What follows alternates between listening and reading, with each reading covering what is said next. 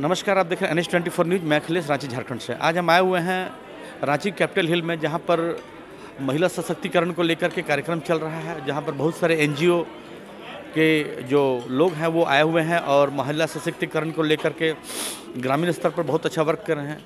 अभी हम कुछ लोगों से बात करेंगे और जानेंगे कि क्या है, और बातचीत के दौरान पता करने की कोशिश करेंगे कि कहाँ तक काम हो रहा है। पहले अपना परिचय बताइए। जी, मेरा नाम है कौशल्या देवी। क्या चीज़ में आए हुए हैं आप? CLF से एक दीदी के पद में। अच्छा। जो हम केस जो हैंडल किए हैं ना, हाँ। उसी के सिलसिले में अपना यहाँ पर। क्या केस था? जी, हमारा केस तो महिला हिंसा था। हाँ। महिला हिंसा हमारे खुद ऊपर हुआ, हमारे ऊपर खुद हुआ था। अच्छा। एक जेंट्स हमको पूरा गाली गलौज कर मॉर्निंग वॉक के लिए गए थे, तो बोल रहे थे कि हमारे जमीन में क्यों आई है। अपना बेटा बेटी के साथ गए थे, पूरा गंदा गंदा गाली, इतना गाली दिया कि क्या बताएं, आप लोगों को बोलने लायक है नहीं। 3 दिन इसी तरह बीत गया। चौथे दिन में हमारा BO का मीटिंग था। उस समय हम अपना BRP दीदी को सुनाए कि दीदी देखिए, जब हम जेंडर के तहत काम कर रहे हैं, हमारे गांव में मान सम्मान हमको नहीं मिला था। अगले गांव में जाएंगे दीदी, महिला हिंसा पर काम कर रहे हैं, अगले गांव में जाएंगे, अगर हमको मान सम्मान वहाँ पर नहीं मिलेगा, ये दीदी का क्या है? अपने गाँव में तो इसका मान सम्मान है ही नहीं, तो हम दूसरे गाँव में इसको क्यों देंगे? ठीक। मेरा नाम है मोनी देवी। हमारे गांव का नाम है बाराडी। हमारे समूह का नाम है विष्णु आजीविका स्वयं सहायता समूह। मैं उस समूह में अध्यक्ष हूँ। बाराडी आजीविका महिला ग्राम संगठन की मैं अध्यक्ष हूँ। हमारे क्लस्टर संगठन का नाम है पोरैया आजीविका महिला संकुल संगठन में उपाध्यक्ष। डुमरी ब्लॉक जिला गिरिडीह से मैं आई हूँ। यहाँ जेंडर के बारे में मतलब यहाँ बताने के लिए कि क्या जो हम लोग केसेस सॉल्व किए थे उसके बारे में यहाँ पे बताने के लिए आए। कल कौन काम किए हैं? महिला हिंसा में जैसे हमारी दीदी की जैसे एक लड़की थी, है ना, मोहनपुर गांव की एक समूह की दीदी थी। उनका बेटी का शादी हुए 1 महीना हुआ था और उनको घर से मतलब 1 महीना मतलब शादी हुआ, उसके बाद दहेज का उस समय मांग नहीं किया गया था, बिना दहेज से शादी किया गया। उसके बाद 1 महीना बाद उसके साथ लड़की के साथ अत्याचार होने लगा, उससे मारपीट होने लगा, उसको घर से निकाल दिया गया कि जाओ तुम अपना घर से माँ से 5 लाख रुपया पैसा लेके आओ। उसकी माँ तो देने नहीं सकी, उतना औकात नहीं है उसमें, कहाँ से देगी, कमाने खाने वाली थी। उसी के बारे में बताएं हम लोग को। हम लोग के पास आई इस पर क्या कार्रवाई हुआ बताइए। CLF में आई है ना, हम लोग का CLF है ना। सब पहले वहाँ BO में आई, BO से CLF उसको लेके आया गया।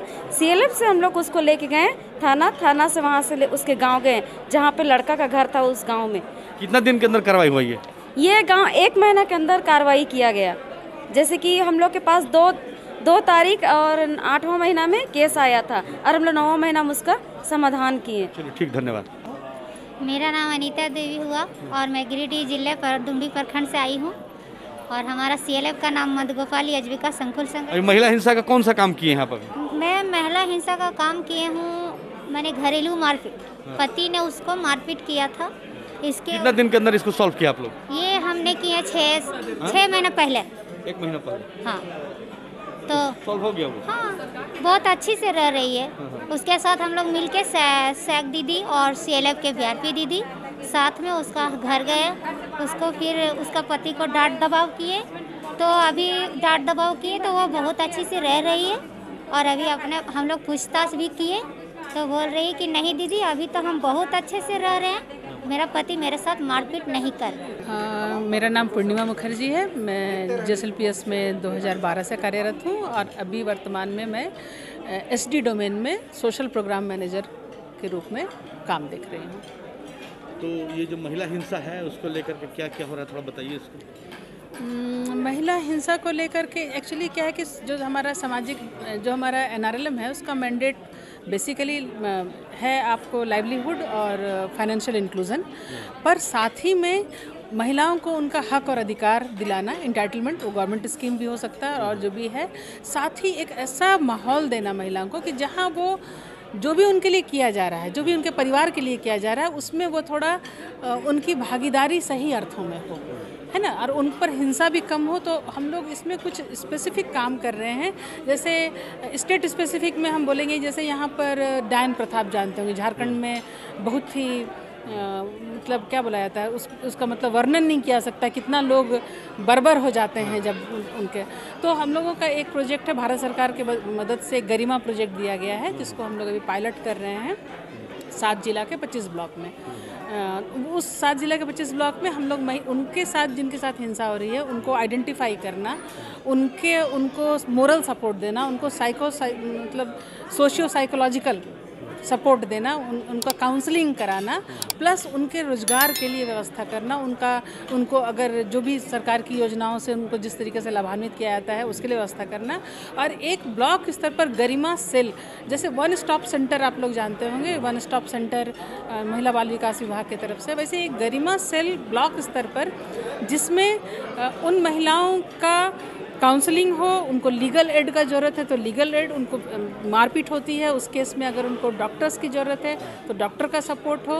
तो इसके लिए हम लोगों का वहाँ पर एक सेंटर बनाने का चल रहा है, जिसके लिए भी हम लोग सब एक झारखंड रांची में मैम एक बहुत जो बड़ा मुद्दा है कि यहाँ के लेडी जो लड़की जो हड़िया दारू जो बेचती है और उसको लेकर के जो है कि और उसके हस्बैंड लोग जो है कि जुआ वगैरह खेलते रहते हैं, ये काफ़ी मामला आया है। और एक मेरे पास भी कंप्लेन आया है कि देखिए बहुत मतलब कि बहुत गलत हो रहा है और अगल बगल में ही फैमिली लोग रहते हैं, इसके बारे में क्या कहना चाहिए? इसमें तो हम यही बोलेंगे कि JSLPS के तरफ से एक फूलो जानो आशीर्वाद अभियान चलाया जा रहा है। जब जैसे ही ये सरकार सत्ता में आई थी तो हमारे जो मुख्यमंत्री जी हैं उनका एक विजन था कि महिलाएं कम से कम इस पेशा में नहीं आए और झारखंड के सड़कों बाज़ारों में महिलाएं इस काम में नहीं आए।